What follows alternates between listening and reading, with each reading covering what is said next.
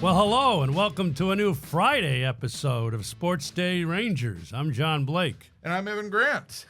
This is our new release date, Fridays, and you also see we have a new way that you're seeing us via the cameras. It's my side, my best side is my right side, so we'll see how this works out, Evan. My best side is my backside. We'll see how this goes. And we have a big guest today for our first Friday episode. We do. We have a big guest in terms of both responsibility and stature. Chris Young, the Rangers president of baseball operations, is going to join us. So the season's starting to wind down. The Rangers are coming off a 5-1 homestand, ready to embark starting on Friday, today, as you hear us, on a 6-game road trip to West Sacramento against the A's, and then on to Arizona against the Diamondbacks. Yeah, and, they continue to stay just on the fringes of the playoff race. They're 4.5 games back of Seattle right now for the last wild card spot.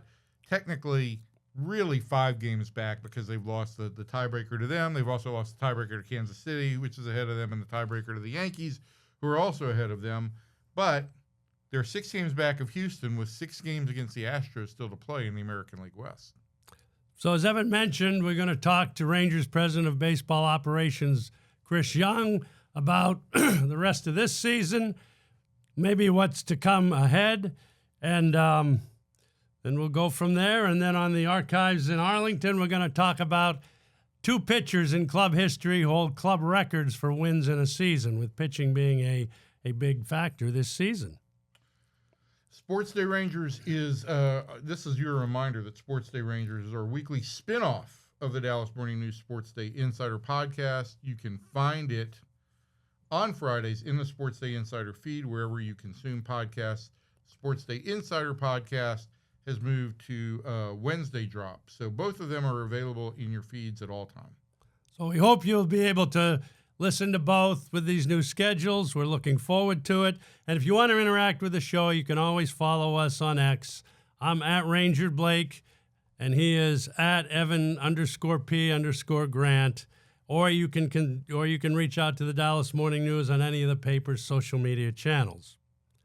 So we look ahead here. Rangers again. It seems like some of this is a broken record, coming off a good homestand, and then embarking on the road where the club is 26-40. So that's probably the big headline here today, Evan.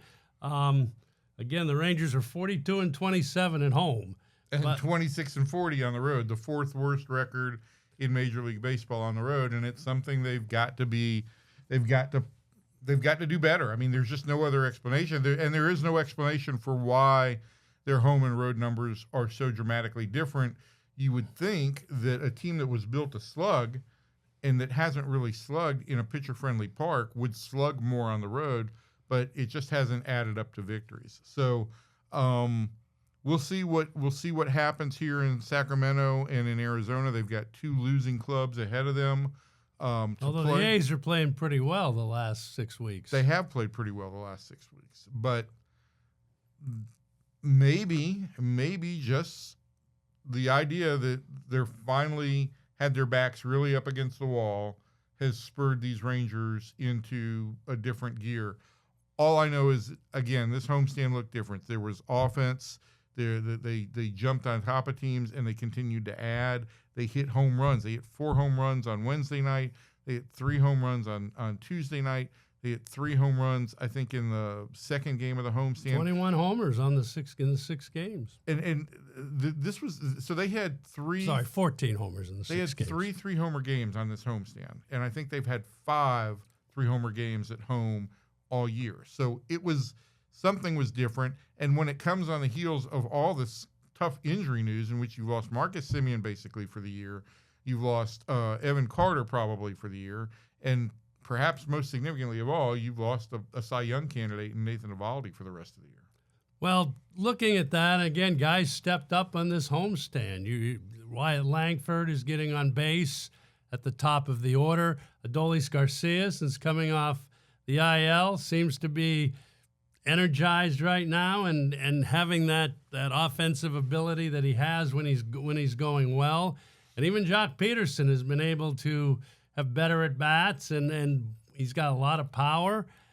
The question is it going to be enough with the injuries that you mentioned? Well, you see what having some power and production in the middle of the lineup does. And you know, it's funny. On Friday, the first day of the homestand, I was talking to Bruce Bochy. It was right after he had taken the day's absence and attended to a family matter, and he had been away from the team, and the Rangers had that awful outcome in Kansas City. And we were talking, and he still wasn't giving up hope on the season. He said, you know what would really help? We're going to get Adolis back tomorrow, meaning on Saturday. He said, a hot Adolis just for a couple of weeks can really get us on a run. Well, they've had a hot Adolis for 5 games now. And then you factor in that Jock Peterson has a 900 OPS in August. And so now you've got behind Corey Seager, you've got both Garcia and Peterson, and sometimes it's flopped in that depending on whether the pitcher's a righty or a lefty. But I think what it does, you've got Wyatt Langford getting on base. Then you've got Seager, who all year pitchers have just basically said, well, we'll just pitch around Corey Seager and take our chances with everybody else. Right. Now you can't do that because you've got Garcia and Peterson both hitting the ball pretty well, and you've often got somebody on base with Wyatt Langford ahead of Seager. And that makes all the difference in the world. I think last night, at the point that they had 11 runs, I think all 11 runs had been scored by their 2, 3, 4, and 5 hitters. So when all of that's functioning, yeah, it looks like a formidable offense. Can it function for another 27 games? All you can say about this club now is, well, we'll see. We'll see, because you really have no idea what team you're getting from day to day. And it was kind of impressive to me on Tuesday and Wednesday. I mean, Kikuchi is a good pitcher. He did not have good stuff. But there have been so many times this year where we've seen the Rangers still chase and not be patient at the plate. But Tuesday and Wednesday, they were patient. They didn't chase. They looked for the good pitch, and they were able to drive it with some authority. Yeah, I mean, like I say, I asked Chris Young yesterday or Wednesday at the ballpark. I said, so you're slugging now all of a sudden. Do you have any idea why all of a sudden in this ballpark where you haven't slugged all year, all of a sudden now you're able to drive the balls out? And he kind of just shrugged those big shoulders, and it's just not, there's not a logical explanation for any of this, unless the simple thing is that you've gotten a couple of guys who were cold all year hot, and it's changed the complete look of how you pitch the Rangers. Well, let's look at the pitching a little bit. Obviously, losing Eovaldi. Before we go into the pitching, there's one thing I want to say that, you know, and this was my game story off of Wednesday night's game. It's easy to laugh and smile when you have a 20-3 win, when you score that many runs, and you know the opponent is replacing position players with other position players to pitch. But in the seventh inning, this team needed a laugh. You know, of all the things that Kevin Pillar said back in May, shortly after he was released, I think the one thing that stuck with me is that they didn't look like they were having fun. And I think we've talked about this. There's this narrative that they don't look like they're having fun, but if they win, it looks like it's all business, right? I do think there is something to be said for being able to laugh. And, you know, you saw last night at the end of the game, you saw Simeon and Eovaldi both in high spirits on the bench talking to guys.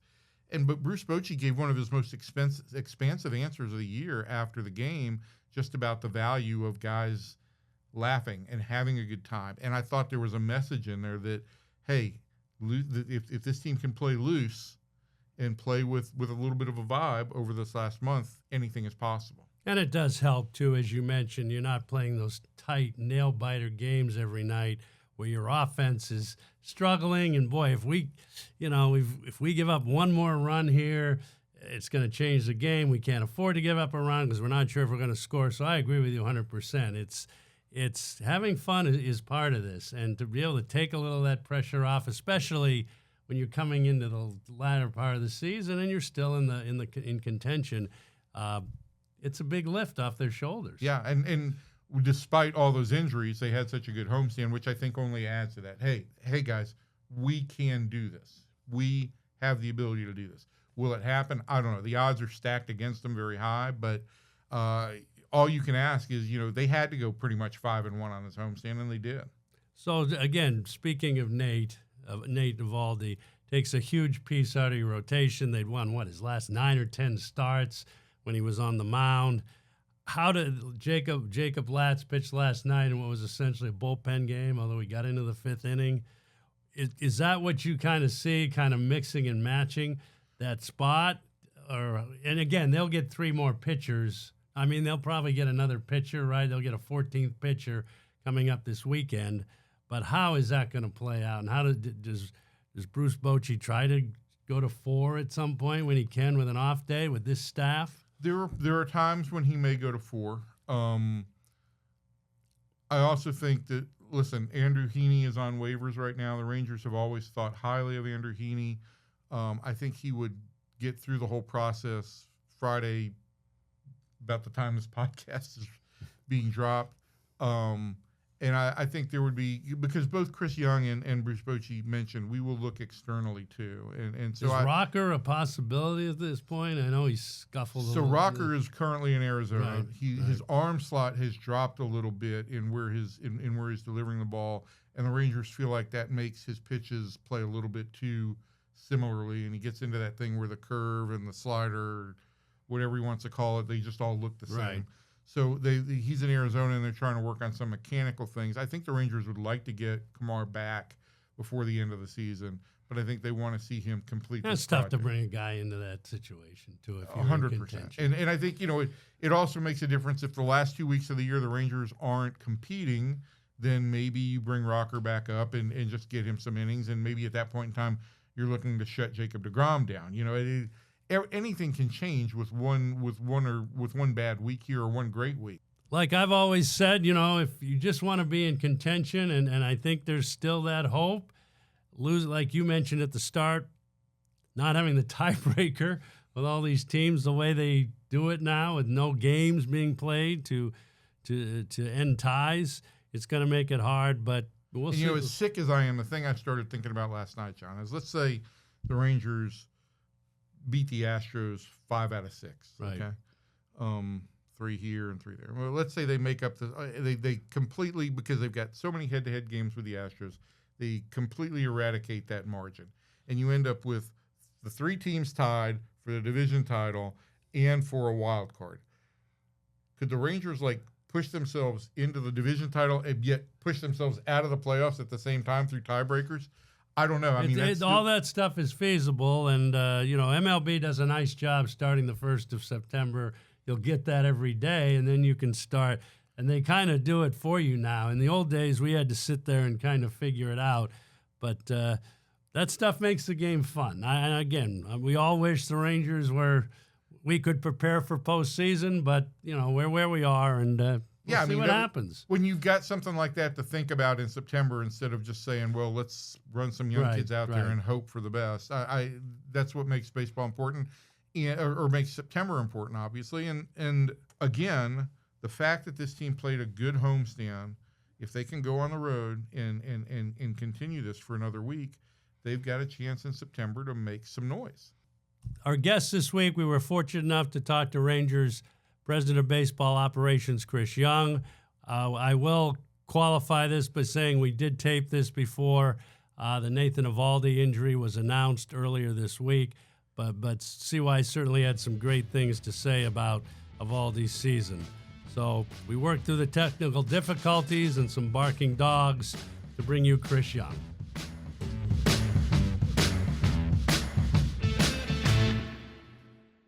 We're very pleased on this week's episode of SportsDay Rangers to welcome Chris Young, President of Baseball Operations for the Rangers, now in his 3rd full season of running the baseball operations. And as we tape this, coming off a weekend sweep of the Cleveland Guardians. CY, thanks for joining us today. Yeah, John, Evan, happy to be with you guys. Thanks for having me. So the weekend went pretty well. Again, as we're taping this, Rangers are now 40-26 at home, 26-40 on the road. But after coming off 2 shutouts of the Guardians, great starting pitching, you got the long ball this weekend. Where do you see this club at the moment?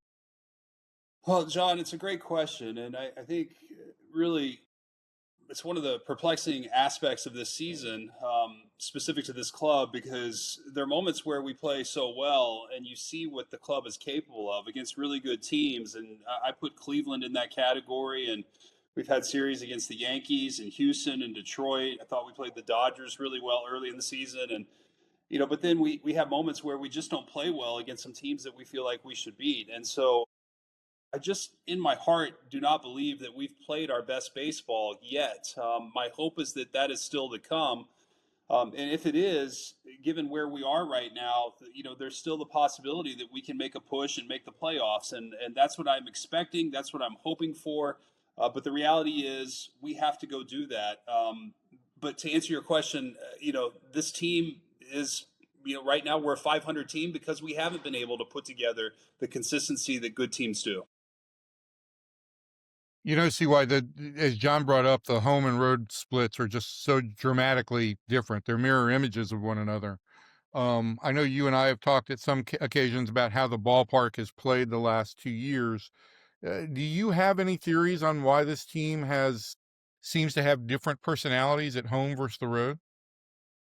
Yeah, Evan, I really don't. It's a really hard thing, and normally you would think over the course of a year or two it would start to even out, and your record would kind of, kind of balance out both home and road based on the type of team you are. My expectation is that we're the team at home, that we're the team that is capable of winning at the rate that we have at home, and when we haven't been able to accomplish that on the road, certainly we look for a number of reasons why that's occurring. I can't say specifically what those are yet. We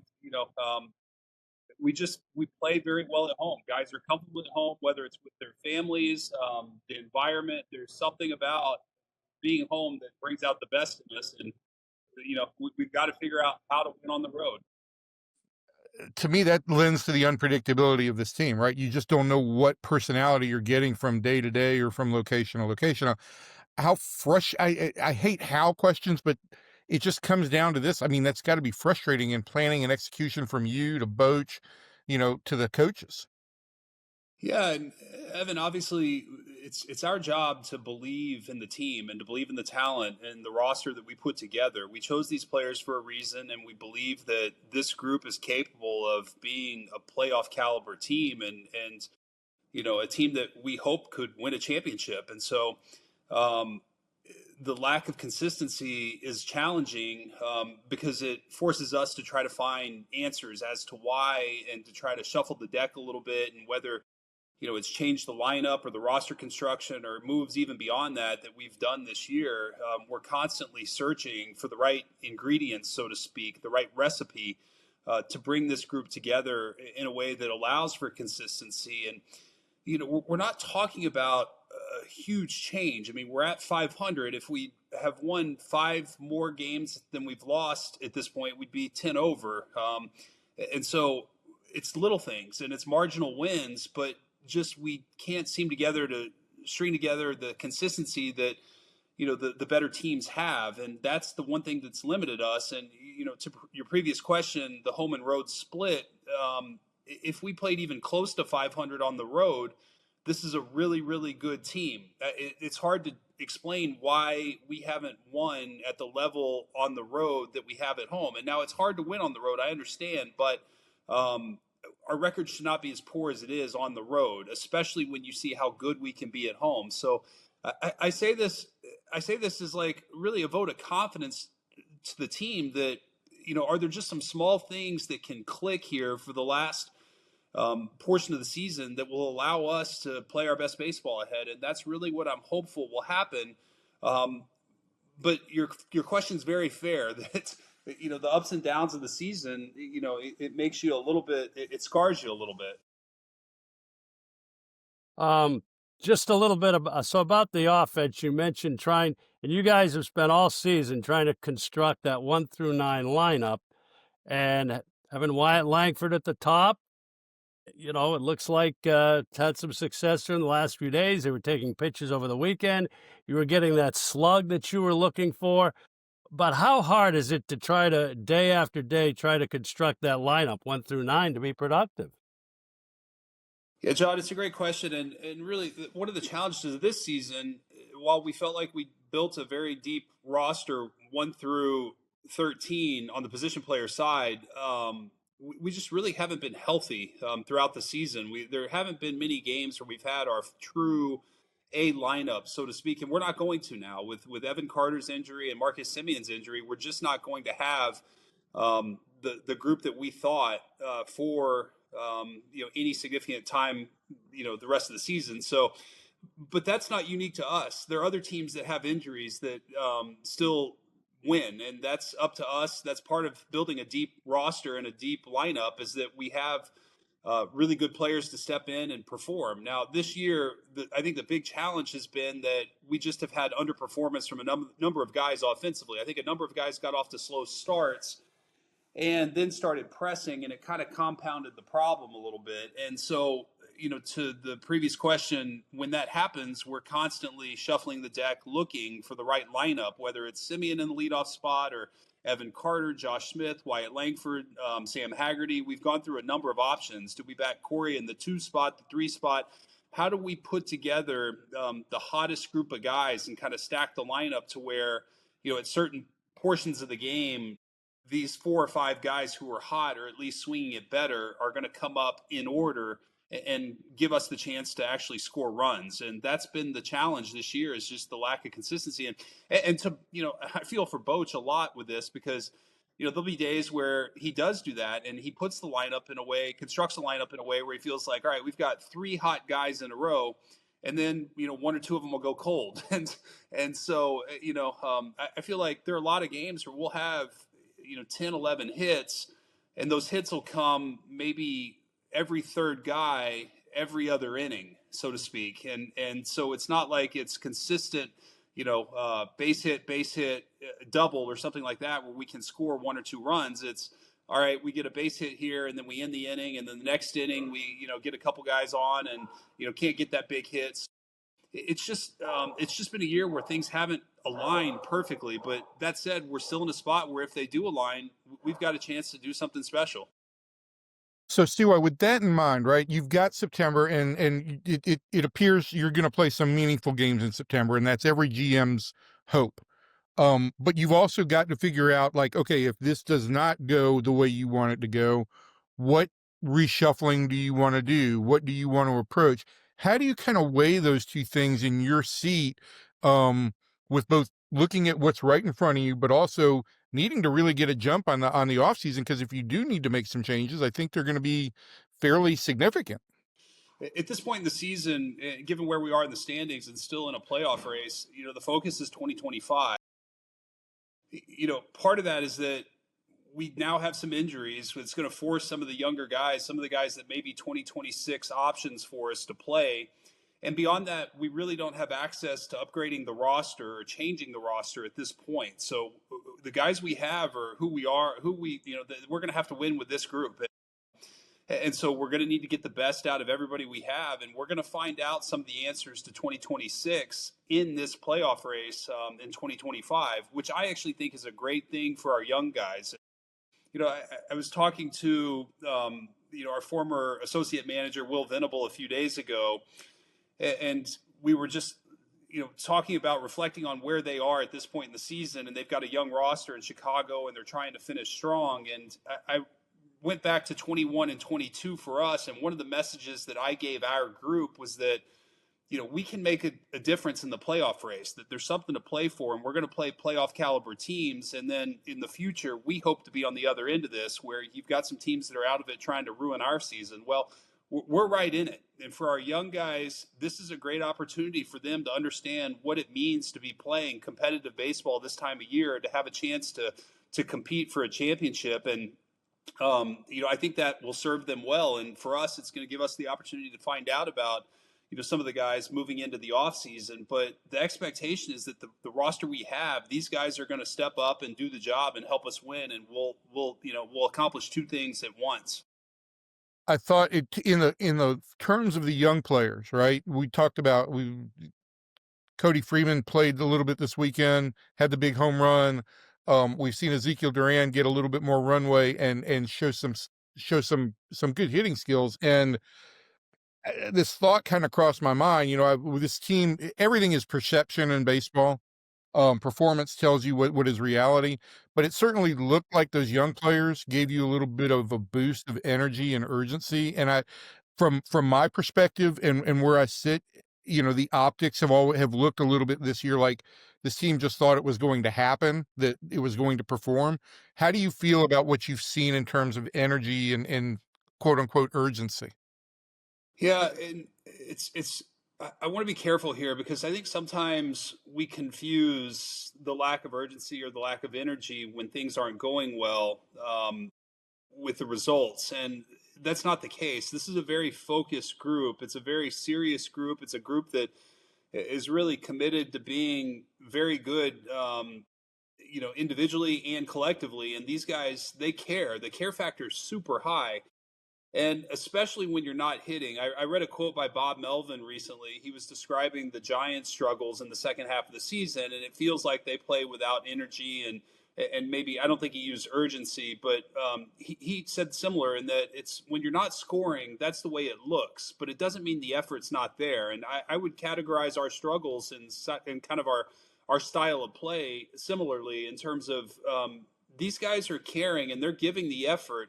But when they are struggling offensively, it just appears at times that there's a lack of energy. Now, to the contrary, when you have young guys come up and perform and get on base and get hits, there is a youthful excitement that comes with that. And, I got to say, like, even when Cody Freeman hit his first big league home run, it just brought such a smile to my face seeing a player who's worked his whole life for this opportunity to get his first major league home run, and similar with Alejandro Osuna earlier in the season. So there's a natural infusion of energy and youth and just fun that's injected in the team when you have young guys who come up and perform. But that's not to knock, in my opinion, where these guys are, what they're doing on a day-to-day basis. They care and they try. It hasn't been there. But I do think, young guys who perform, they do inject life into a team. There's no doubt about it. What does Nathan Eovaldi inject into this team on a every not just every 5 days, but throughout the week? I mean, I think he's had an impact on the steps that Jack Leiter has made. I think he does set a tone. How valuable beyond the contract has Nathan been to you for you guys?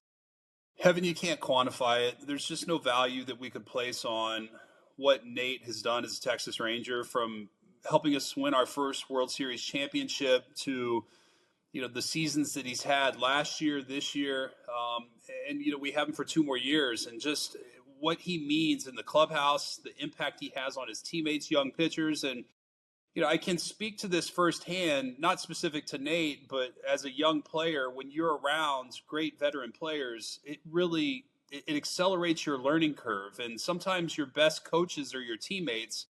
And for me, I had the opportunity to be around early in my career, guys like Kenny Rogers and Greg Maddux and Trevor Hoffman, and some really, really great players that I was able to learn from. And really, I felt like I got a lifetime worth of education sitting in the dugout next to Greg Maddux for the year and a half that we were teammates. And my hope for Jack and some of our younger players is that they're getting a similar experience and education, that we're accelerating their development because they get to sit by and learn from Jacob deGrom and Nathan Eovaldi and being surrounded by good veteran players. And I just can't express the excellence that Nate represents in terms of not just the player, but the person and the leadership and all the intangibles that he brings. It's just, he's such a unique player, such a winner. And every executive that I talk to who's either been around him or knows his reputation, they always say the same thing. They just say, this guy is the best. And that's the only way I can describe him as is the best. Just building a little bit on the pitching. And I know the answer to this. Because you were a starting pitcher, but being around the Rangers, and this is a fan, the starting pitching this year has been historically, I mean, it can't be any better. And this goes from Jacob deGrom and Nathan Eovaldi. Patrick Corbin has been a workhorse for your club. You've got Merrill Kelly. Jack Leiter has, as a young pitcher who didn't have a lot of innings in the minor leagues, he is making great progress. But when you have a group like that, does that add to the frustration for the team? I know it does to the fans, but for you guys that, hey, we have this is the pitching we are running out there every night keeps us in the game. How do you kind of balance that? Because you were a starting pitcher and you know how that works. Well, John, I think first I want to go back just to probably 5 years ago when I first came in. And one of my goals for this organization was that we would be known at some point for our pitching. Now, I did not expect it to be at this level. I mean, we have made a very concerted effort and commitment internally to pitching development, uh, drafting, developing, and also free agent signing the right type of pitchers. I think we've done a great job of building out our pitching infrastructure internally in our pitching department. Um, but to say I would expect us to perform at this level, and part of that is based on the ballpark. I mean, 2 years ago, the ballpark was a little bit different in terms of the way it played as compared to the way it's playing now. And I'm not saying that's what's causing our pitching excellence. What I'm saying is that it's a little bit of a confluence of events that I think is contributing, but ultimately we have really, really good pitching. We have really good pitching coaches, and we have a pitching department that's helped us make very good decisions in helping these guys realize their potential.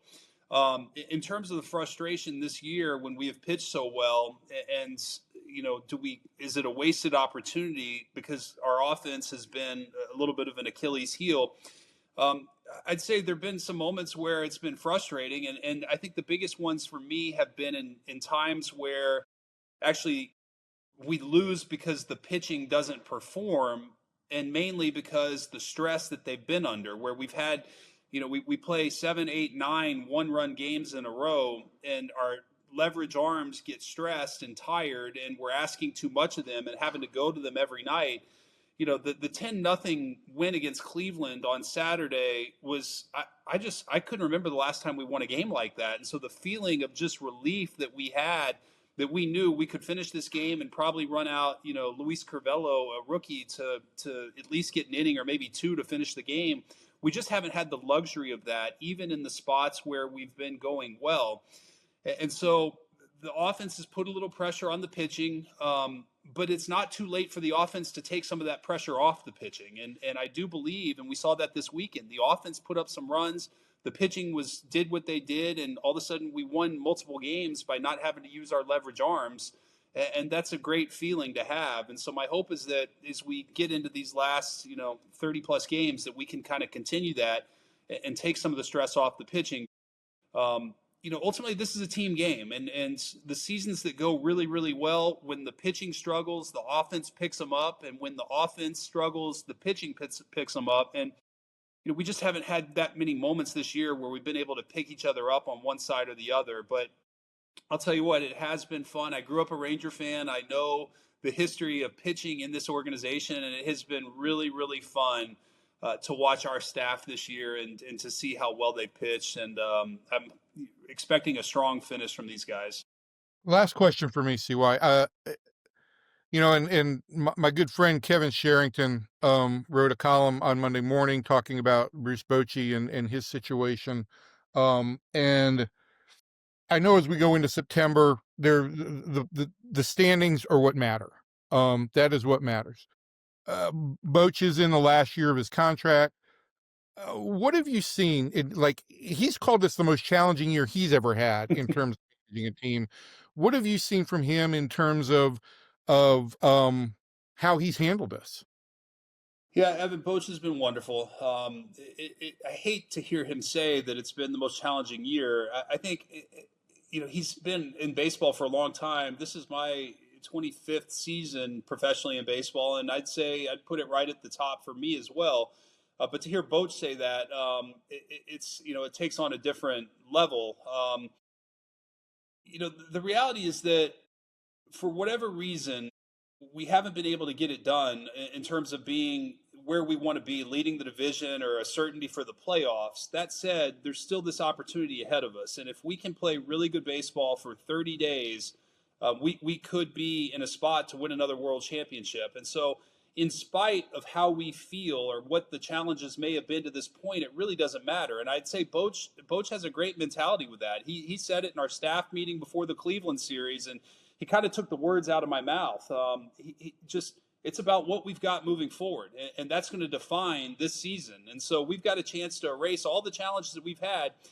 And it's one of the things about the game of baseball, for me, it's what makes our game so great, is that it's, one, unpredictable, and two, sometimes when you face the biggest challenges, you are rewarded with the greatest rewards. And I'm hopeful that's what we have coming. I'm hopeful that we have this opportunity now to finish strong, and that this thing is going to come together, and we've got great things to look forward to. I'm an optimist by nature. I want to believe. I'm a fighter. I love the underdog mentality, and we're kind of right where I normally like to be. And so we've got this opportunity, and Boch is prepared. He's ready for it, and he's going to find a way to get the best out of these guys. And like I said, I hope that it comes together here, because if it does, I think this team is talented enough to compete for another championship. Well, I mean, that's all you want to ask. You want to be in September and have a chance to win and be in contention. I think there are a lot of years the Rangers haven't had that, so we're looking forward to September and seeing how it turns out. See why we really appreciate the time today, and we'll look again. Thanks a lot, and you'll have to deal with Evan here a lot more than with me, but I've enjoyed the time. Thanks. No, Todd, Evan, I appreciate you guys having me. This was great to be with you, and anytime you want to come on and have me talk Ranger baseball, I'm happy to do it, but thanks for the time today.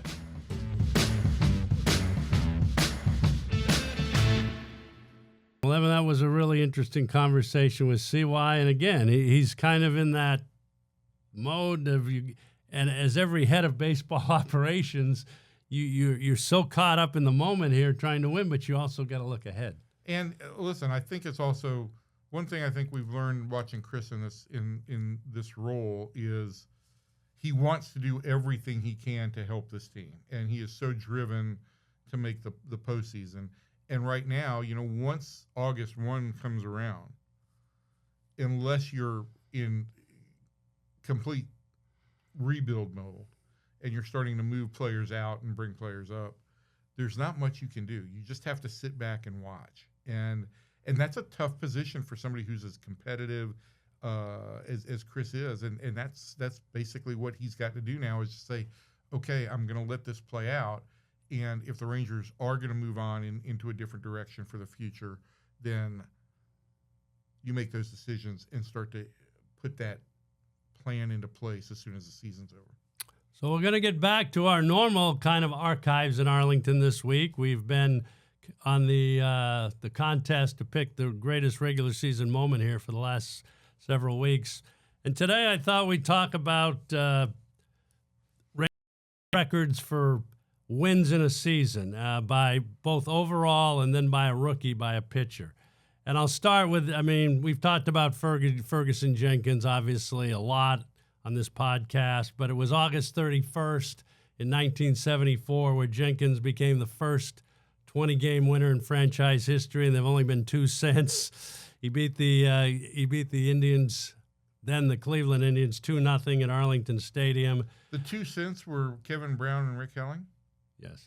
That's the two cents. Yeah. Brown won 92 for Brown, and then 98 for Helling. 98. It's pretty, and we're not the longest. I saw a chart the other day where, and some of these clubs that would surprise you, where other clubs have not had a 20-game winner in longer than 1996. It's 98. It's a vanishing breed. But anyway, Jenkins, the way he pitched that year, pretty typical. It was a 2-hit shutout against the Indians, complete game, no walks, 9 Ks. And we've gone over, he was 25-12, 29 complete games, 328 in the third inning, 6 shutouts, 225 strikeouts. He finished 5th in the MVP voting and then lost the Cy Young voting to Catfish Hunter, who finished 6th in the MVP voting. Had a little better ERA, not as many complete games, innings, and strikeouts. But They every tied time you for bring wins. up something about that 74 season with Fergie, it still amazes me. This is this stat.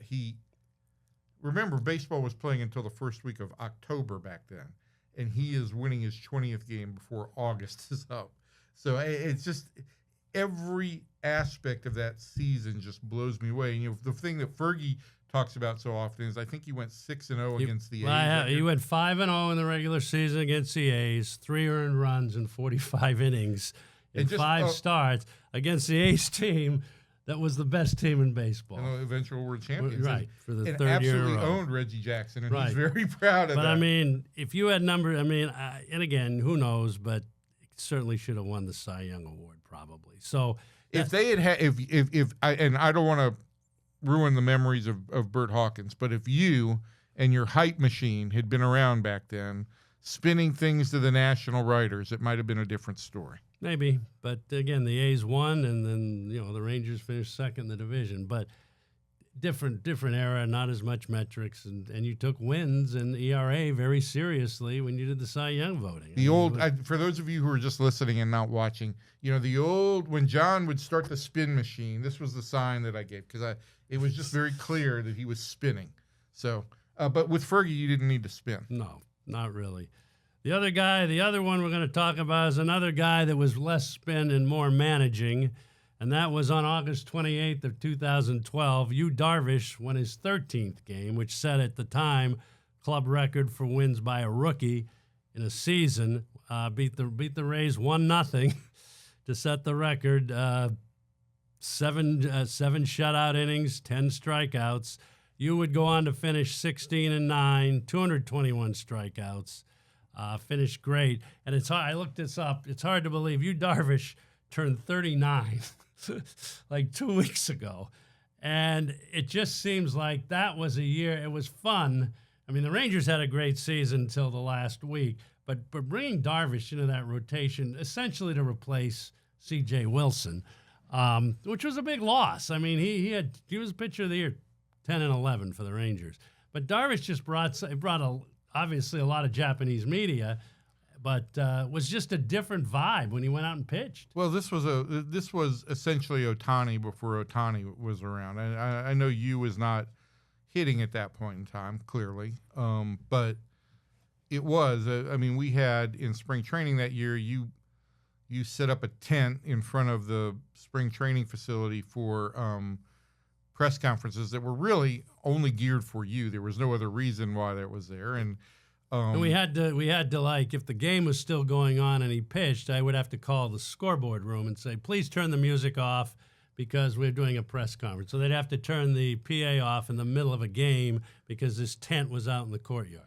The circus tent is the way I like to refer to it. But it was like nothing that I had ever experienced. Well, I take that back in some regard because the first couple of months of the Alex Rodriguez tenure were certainly we didn't have the daily media crush that we had with Darvish, right? Because you had an entire it was bigger than the Rangers beat. The crew of Japanese media that was covering him on a daily basis was bigger than the Rangers beat. So yeah, it was that made it bigger. And listen, the one, it felt like in 2012, obviously Yu was very unfamiliar with how things were done around here, and he was very guarded. Right. Which now, if you looked at the same player, and even by the time he ended his Rangers tenure, how open he was. He would talk to you in English off to the side. He never, most Japanese players are very leery about answering questions publicly in English because they just don't want the meaning to be misconstrued. But you're right. I mean, and the Japanese did not get a lot of. We had to really work for the access for Japanese. And again, this is a starting pitcher. He's pitching every 5 days. We tried to get him to talk once between starts. We didn't always succeed. And he would talk after a start, and it wasn't a lot of access. But this is, and that made some challenges. But my point in all of this is that, like, over the 5 years that Darvish was here, to watch how he grew in that regard, and to gain the rapport that I felt like I did with him, like he liked to make fun of me, he liked to joke, and we know that the language of the clubhouse is when a guy makes fun of you. That's when you know that you've got some kind of rapport. Right, exactly. And I saw him in spring training this year. And Brandon Boyd was driving him in the day he pitched against the Rangers in Surprise, and Brandon went out to the parking lot, the players' parking lot in Surprise, picked him up and drove him in. And I just saw Brandon driving in a golf cart with somebody. I didn't realize it was you at first, and I was like squinting, and all of a sudden they come wheeling up, and you was filming me. And of course I've got like some kind of grimace on my face. And I said, I'm so happy to see you. And he posted the video later on. So of course that it never, the great thing about the other great thing was like his sense of humor. We were tweeting, we talked about this with Adrian about the day of about Pudge's Hall of Fame weekend, Right. when Adrian was going for 3,000 hits. Right. And then right after that, we rolled into the trade deadline day, and I'm tweeting, there's no activity, 10 minutes to go, Yu Darvish, the Rangers have no announcement, and I wasn't in the clubhouse because I wasn't with the team. Right, I was still stuck in New York. Right. And Darvish tweets a picture of him in a Rangers hat saying, "I'm still here." He's a great. He's been a really enjoyable personality to cover, and he pitched yesterday, and just to see him have the long career that he's had in Major League Baseball. It is one of the fondest experiences that I've had. And we have Ohtani now. We have the guys with the Dodgers.